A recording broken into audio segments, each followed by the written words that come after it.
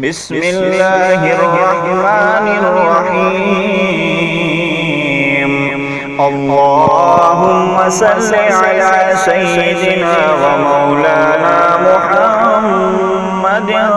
صاحب التاج والمعراج والبراق والعلم،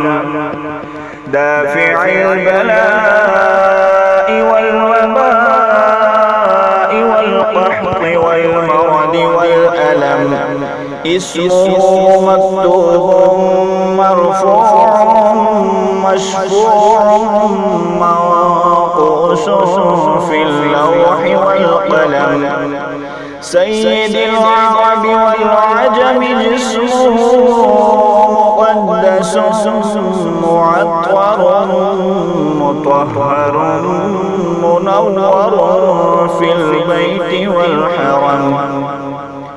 شمس الضحى بدر الدجى صدر العلا نور الهدى كهف الورى مصباح الظلم، جميل الشيم شفيع الأمم صاحب الجود والكرم، والله عاصمه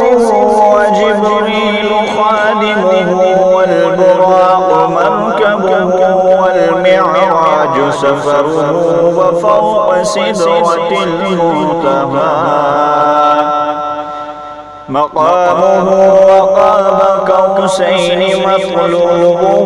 والمطلوب مقصوده والمقصود موجوده، سيد المرسلين خاتم النبيين شفيع المذنبين أنيس الغريبين رحمة للعالمين، راحة العاشقين مراد المشتاقين شمس العارفين سراج السالكين مصباح المقربين، محب الفقراء والغرباء